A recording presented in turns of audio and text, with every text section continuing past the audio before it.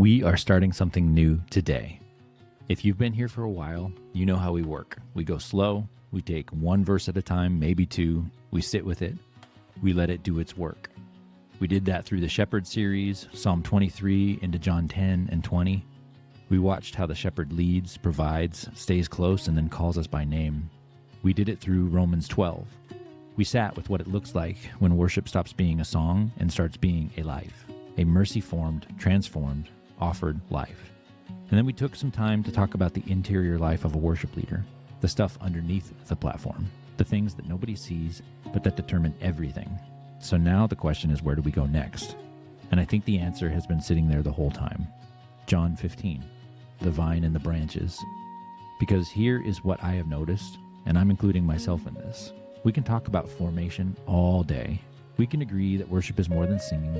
We can nod along when someone says the interior life matters more than the platform. But at some point, the question is not whether you believe those things. The question is, where are you drawing life from? That's what John 15 is about. It's not a productivity passage. It's not a motivational passage. And it's not a passage about trying harder or doing more. It's about proximity. Jesus is sitting with his disciples.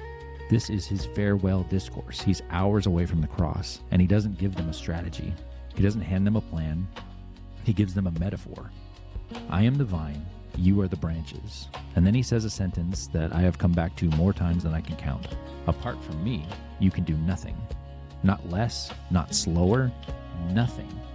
Now, if you're anything like me, that sentence is both comforting and confronting. Comforting because it means you were never supposed to generate this on your own. The pressure you feel to produce, to perform, to keep everything running, that was never the design. Confronting because it means all the times we have tried to carry ministry on talent and preparation and hustle, we were working disconnected from the source. And I want to be honest about something. John 15 has been an anchor passage for me for a long time. When I feel like I'm drifting, when I feel like I'm either behind the pace of the Lord or ahead of it, when my eyes are not locked in on what he is locked in on, this chapter pulls me back. Because we overcomplicate it so much in ministry, and sometimes the most spiritual thing you can do is come back to something simple. Abide, stay, remain, dwell. That's the word Jesus uses. And it's not a complicated word, but it's costly.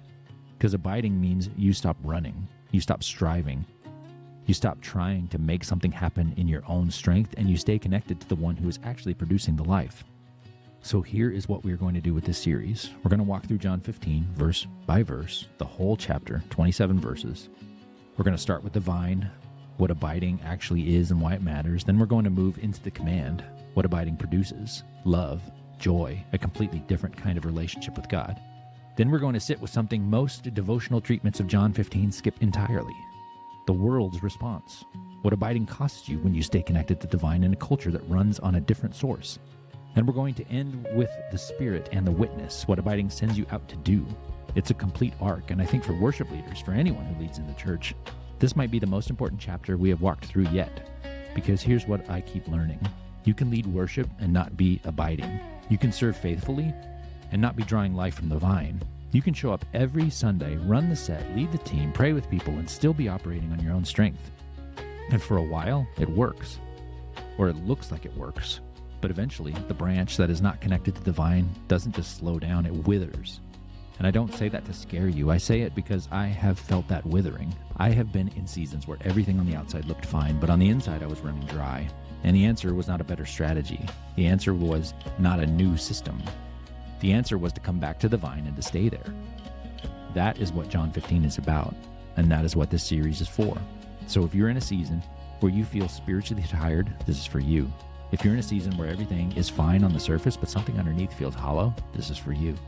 If you're in a season where you love Jesus, but you've quietly been trying to carry things he never asked you to carry alone, this is for you. We're going to go slow, a verse or two at a time, and we're going to let Jesus say what he wants to say. Here's a question to carry with you before we start. Where have I been trying to produce fruit on my own? And what would it look like to come back to the vine and just stay there? Let's pray. Jesus, thank you for this chapter. Thank you that you did not give your disciples a strategy on the night before the cross. You gave them yourself. You told them to stay connected to you. That is what we want to do in this series. Would you form us into people who abide? Not people who perform, not people who strive, people who remain. Teach us what it means to draw life from you and to let the fruit come from that connection.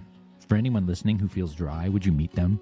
For anyone who feels like they have been running on their own for too long, would you welcome them back to the vine? We're here. We're staying. Form us. In your name.